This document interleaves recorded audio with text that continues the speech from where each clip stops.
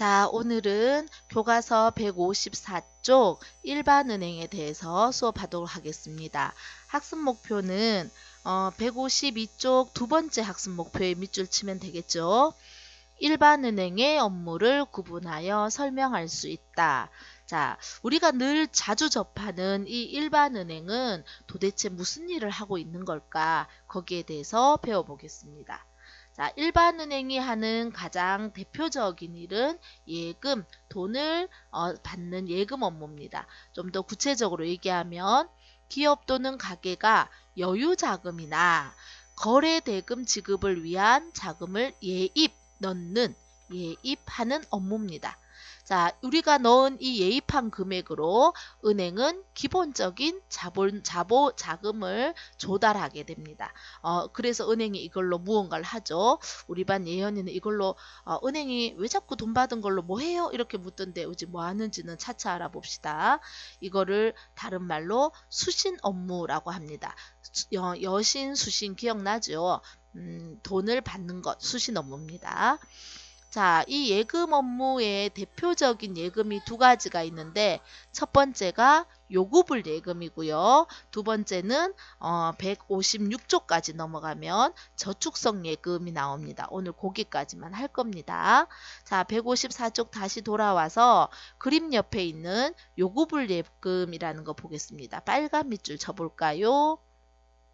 예금주가 예금의 전부나 일부의 지급을 원하면 언제든지 조건 없이 지급하는 예금입니다. 그러니까 내가 돈을 예금해 놓고 돈 다 돌려주세요. 아니면 돈의 일부만 돌려주세요 라고 얘기하면 언제든지 내어줘야 되는 예금. 요구하면 지불해야 되는 예금이 요구불 예금입니다.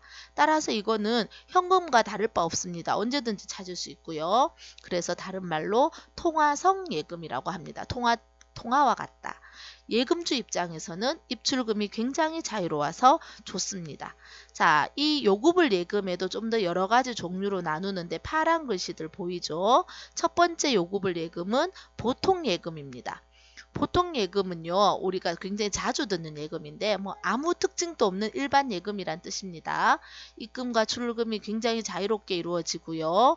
돈을 찾을 때 현금으로도 찾을 수 있고 자기압수표 배웠죠. 100% 확실한 수표입니다. 은행 자기압으로 돈을 지불하도록 하는 자기압수표 인출이 가능합니다. 하지만 어음 인출은 불가능합니다. 왜냐하면 어음은 만기가 될 때 돈이 들어있어야 되는데 보통 예금은 만기 때까지 거기 통장에 돈이 있으라는 보장이 없기 때문에 어음 인출은 하지 않습니다. 자, 두 번째 기업 당좌 예금이라는 게 있습니다. 우리 1학기 때 당좌 수표라는 걸 배웠는데요. 그 당좌 수표를 발급하기 위해서는 반드시 당좌 예금을 들어야 됩니다. 근데 그것도 기업이 드는 건 기업 당좌 예금, 오른쪽 페이지에 우리처럼 가정에서 드는 건 가계 당좌 예금 이렇게 나눕니다. 자, 기업 당좌 예금은 첫째 줄에 회사 또는 개인 영업자가 잦은 금전 지불의 사무를 은행에 대행시킬 때 편리한 예금입니다. 그러니까 은행이 돈을 3천만 원, 5천만 원 지급해야 되는데 그 돈을 지급할 때마다 큰 가방에다 넣고 다니면서 여기 3천만 원입니다. 이렇게 주기가 불편하니까 이제 당좌 수표책을 발행해 가지고 한 장으로 해결할 수 있도록 만든 겁니다. 그래서 돈은 수표도 가능하고요. 또 그 기업은 돈을 늘 많이 넣어두기 때문에 어음도 출금이 가능합니다.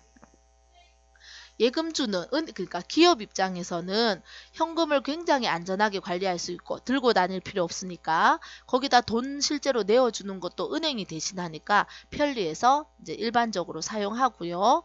은행 입장에서는 물론 이제 당좌 수표 발행할 때 수수료를 떼긴 하지만 예금을 관리하는데 노력과 비용이 들고 대신 돈 내주니까 그 다음에 빈번한 입출금으로 그 돈을 은행이 다른 쪽으로 사용할 수가 없어요. 그래서 예금 이자가 거의 없다. 거의 제로다. 이렇게 생각하면 됩니다. 자, 세 번째 오른쪽 페이지 넘어갔습니다. 155쪽이요. 가계 당좌 예금입니다. 똑같이 당좌 수표를 발행하는데 예금주가 가정이란 얘기입니다. 가계에서 지급수단으로 개발된 개인 당좌 예금입니다. 예금주는 가계수표를 발행할 수 있지만 약속어음은 발행하지 못합니다. 아까 기업 당좌예금이랑 다르죠. 왜냐하면 일반 가계에서는 많은 돈을 넣어두지 않기 때문에 어음 발행이 있을 때 부도 확률이 높아집니다. 그래서 어음 발행이 안 되고요. 모든 금융기관을 통하여 1인 1계좌만 개설되니까 예를 들어서 내가 국민은행에 당좌예금을 하나 들어놨으면 대구은행에 가면 들 수가 없다 이 뜻입니다. 우리나라 전국의 모든 은행 중에 혹은 모든 금융기관 중에 한 군데만 됩니다. 그 대신에 기업보다 자주 당좌 수표를 발행하지 않으므로 약간 굉장히 적지만 예금이자가 지급됩니다. 자, 그 밑에 별단예금이라는 게 나옵니다. 이름이 좀 특이하죠. 말 그대로 별도로 두었다 이런 뜻입니다. 은행이 개인 가게에서 납부하는 국고금, 지방자치단체로부터 수납하는 공금, 다른 예금 계정으로 처리할 수 없는 것을 편의상 일시적으로 보관하여 처리하는 예금이다 라고 되어 있는데 우리가 지난 시간에 일반은행이 국고금을 받으면 누구한테 줘야 된다 했어요? 한국은행이요. 그렇죠. 한국은행한테 줘야 되는데 바로 안 주고 잠시 모아둘 때가 있어요. 그러면 하루나 이틀 모아둘 때 그 하루나 이틀 또 기록을 해야 되기 때문에 별단 예금이라고 기록하고 잠시 두는 겁니다. 이건 특별한 통장도 없고요. 그래 거래 약관도 없고 예금 증서가 없단 말은 통장이 없다 이 뜻입니다. 자, 뒤로 넘어가서 방금까지 요구불 예금이었어요. 이제 말하자면 원하면 언제든지 내줘야 되는 게 요구불 예금이고요. 이제 뒤쪽에 넘어가면 저축성 예금이라는 게 나옵니다. 자, 이 저축성 예금은 예금주가 이자 수입을 목적으로 일정 기간 동안 환급을 요구하지 않을 것을 약정하고 일정 금액을 은행에 예치하는 예금입니다. 그러니까 마음대로 돈을 넣었다 뺐다 하지 않고 예를 들면 1년 아니면 3년 아니면 10년 이렇게 약속을 하고 돈을 빼지 않기로 하고 그 대신 이자는 많이 받는 겁니다.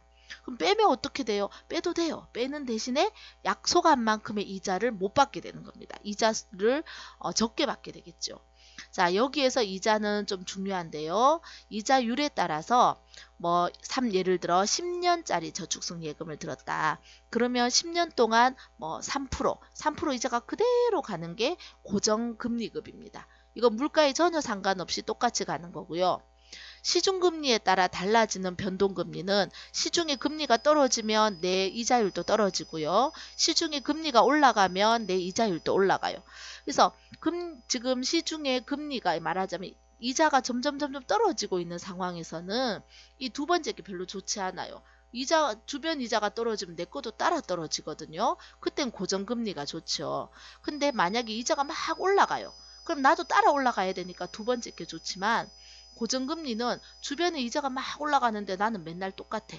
그래 그럴 때는 안 좋아요. 그래서 상황에 따라서 잘 보고 선택해야 되고요. 세 번째는 사람들이 주식 사는 쪽으로 돈이 빠질까봐 은행 입장에서 주식 올라가면 우리도 돈 올려줄게 이렇게 해서 주가지수 변동금리를 쓰게 되는 방법입니다. 자, 이 저축성 예금엔 크게 세 가지가 있는데 첫 번째 정기예금입니다. 이건 이제 말 그대로 저축을 목적으로 하는 거고요. 일정 금액을 일정 기간 내에 인출하지 않는 똑같은 저축성 예금입니다. 물론 예치하면 은행은 일정 이율의 이자를 지급하는데요. 여기에 보면 입금일과 입금액이 다소 자유롭다 이런 말이 우리 교과서에는 없네요. 그러니까 우리는 적어야겠군요. 네, 우린 적어야 합니다. 자, 입금일과 입금액이 다소 자유롭다는 건 무슨 얘기인가 하면 내가 3년 약정으로 한도가 300만 원인 정기예금을 들었어요. 그럼 내가 300만 원 정기예금 들면 300만 원이 될 때까지 돈을 넣을 때 그 넣는 날짜도 아무 날짜에나 넣어도 되고 넣는 돈도 일정한 금액이 아니고 어떨 땐 10만 원 넣고 어떨 때는 50만 원, 어떨 땐 240만 원. 때때로 제일 첫날 300만 원 탁 넣어놓고 3년 동안 가만히 있어도 돼요. 그러니까 날짜도 자유롭고 금액도 자유롭다 이 뜻이에요. 그런데 이 이름에 정기 예금이잖아요. 근데 한 글자만 달라요. 정기 적금이라는 게 있어요. 요 글자만 다른데 요거는 매월 일정한 날에 일정한 금액을 넣어야 돼요. 이게 가장 일반적인 적금이에요. 우리가 적금이라고 말하면 거의 정기 적금이고 만기일에 은행이 원금과 이자를 계산해서 주고요. 앞에서 있는 정기예금과 다른 거는 입금액과 입금일이 고정이 되는 거예요. 매달 10일, 매달 10만 원씩 이렇게 고정이 되는 겁니다. 자, 마지막으로 상호부금은요. 우리 옛날에 엄마들이 하던 그 개 있잖아요. 개. 동네 엄마들 이렇게 모여서 하던 그렇게 하는 건데 정기 적금하고 달리 일정한 횟수의 부금을 납입하면 중도의 대출을 받을 수 있대요. 자, 그래서 신용으로 채무관계를 형성한다고 하고 가입과 동시에 대출을 받을 수 있는 상품이다라고 돼 있는데 무슨 얘기인가 하면 예를 들어 내가 매달 10만 원씩 12달 그럼 120만 원 되죠. 예금하겠다 하고 약속을 하는 거예요. 그래서 매달 10만 원씩 석 달을 넣었어요. 그럼 난 얼마 넣었어요? 30만 원을 넣은 거예요. 그런데 30만 원밖에 안 넣었는데 은행한테 120만 원 대출이 가능하다는 거예요. 만기 금액만큼 대출이 가능해요. 그럼 남은 90만 원은 어떻게 해야 되느냐? 그건 이제 매달 10만 원씩 남은 9달 동안 예금을 계속 입금하면 그걸로 갚게 되는 겁니다. 즉, 석 달만 넣고 12달 넣은 만큼 빌려 쓸 수 있기 때문에 바로 대출을 받을 수 있는 예금 상품이다 라고 얘기합니다. 오늘 좀 길었네요. 여기까지입니다.